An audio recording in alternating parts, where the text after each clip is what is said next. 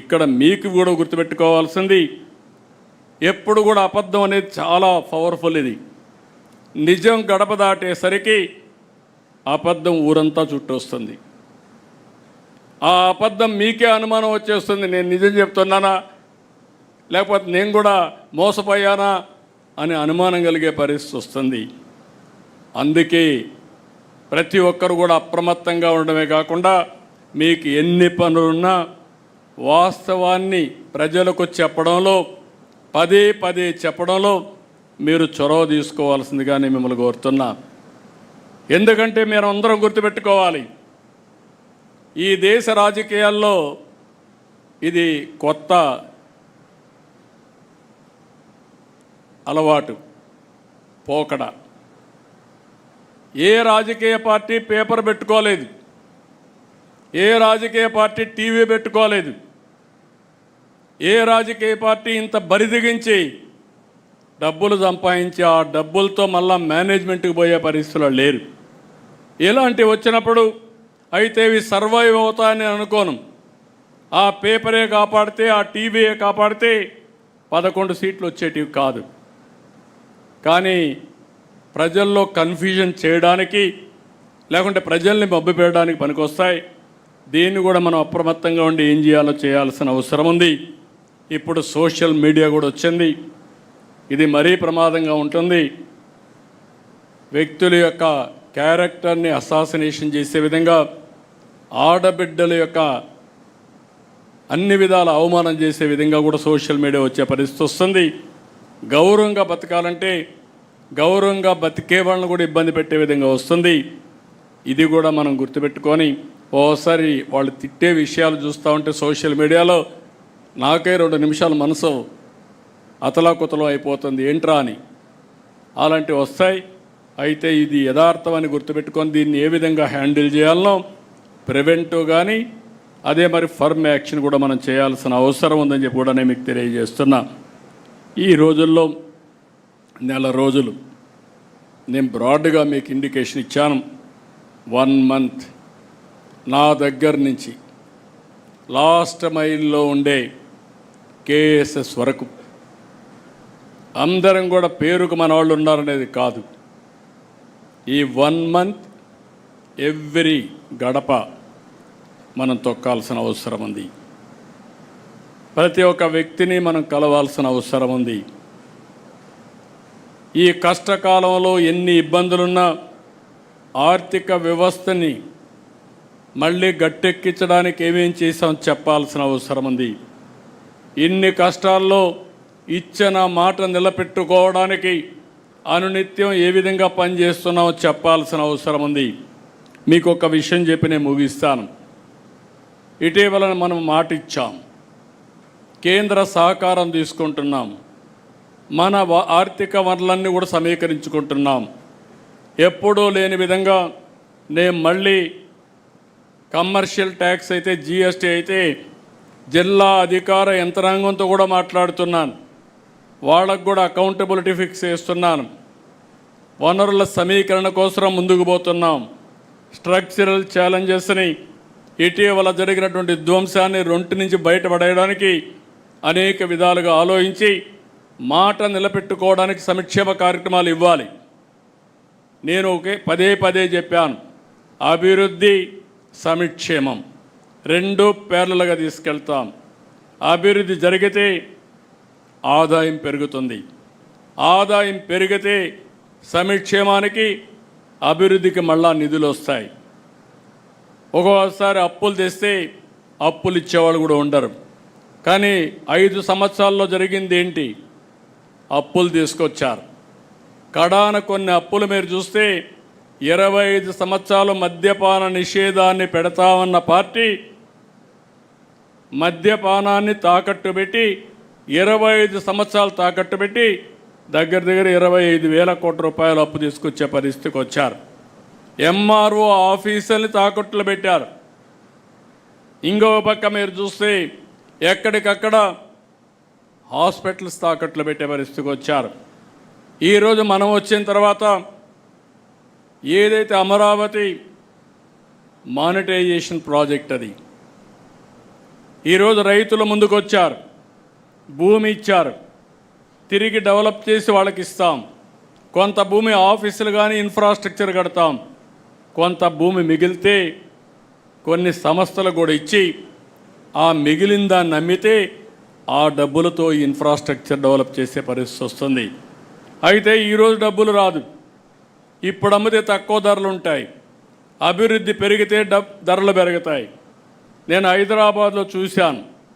Hitech city ప్రారంభించినప్పుడు ఆ ప్రాంతంలో ఎకరాలు ₹1,00,000, ఇప్పుడు 100 కోట్ల రూపాయలు. అది దాని విలువ. అభివృద్ధి జరిగినప్పుడు విలువ మారిపోతుంది. ఒక ఇండస్ట్రీ వచ్చినా, ఒక రోడ్డు వచ్చినా, ఏది వచ్చినా.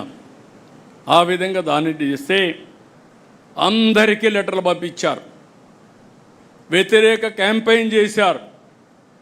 ఆ రోజు కూడా ఇదే మారుగా అమరావతి పైన విష ప్రచారం చేసి డబ్బులు ఇవ్వకుండా అన్ని ఏజెన్సీలకు పంపించి ఇష్టానుసారంగా ప్రవర్తించారు. నిన్న మీరు చూస్తే మైనింగ్ అంతా కూడా ప్రొటెక్ట్ చేసి మైనింగ్లో వచ్చే ఆదాయాన్ని చూపించి మనం కొంత అప్పు తీసుకొచ్చి మనం చెప్పిన మాట నిలబెట్టుకోవడానికి ముందుకు పోతున్నాం. దానికి అందరికీ లెటర్లు రాసి ఏదో కాన్స్టిట్యూషనల్ వైలేషన్ అని, మీరు చేసింది చెప్పిన దానికి వ్యతిరేకంగా మద్యపాన నిషేధాన్ని తెస్తామని చెప్పి మద్యపానాన్ని 25 సంవత్సరాలు తాకట్టు పెట్టి డబ్బులు తేవడం అది తప్పు. నేను ఈరోజు short term, medium term, long term balance చేసుకుని అభివృద్ధిని పట్టాలెక్కించి ఆదాయాన్ని పెంచుకుంటూ తాత్కాలికంగా చెప్పిన మాట నిలబెట్టుకోవడానికి అదనంగా కొంత డబ్బులు తీసుకునే పరిస్థితి తీసుకొస్తున్నాం. ఇది తప్పు కాదు. కేంద్రం ఎంత ఇవ్వాలనో అంత తీసుకొచ్చాం. ఈరోజు మీరు చూస్తే పోలవరం డబ్బులు ఇచ్చారు, విశాఖపట్నం స్టీల్ ప్లాంట్కి ఇచ్చారు. మనకు ఇబ్బందులు ఉన్నాయంటే శాసక కింద డబ్బులు తీసుకొచ్చాం. అదే సమయంలో కొంత వెసులుబాటు కోసం మనం ఈ పనులు చేస్తామంటే అడ్డుపడి ఇవ్వకపోతే ఇవ్వలేదు, ఇస్తే ఎక్కడైనా డబ్బులు తెస్తే ఇవ్వనీయకుండా అడ్డుపడడం, ఇదేమి రాజకీయం నాకు అర్థం కావడం లేదు. అంటే ఇంత నీచమైన రాజకీయాలు కూడా చేసి మళ్ళీ ప్రజల్ని మెప్పించాలని ఆలోచించిన వాళ్ళని ప్రజల్లో మనం ఎడ్యుకేట్ చేయాల్సిన అవసరం ఉంది. నేను చాలా స్పష్టంగా ఉన్నా.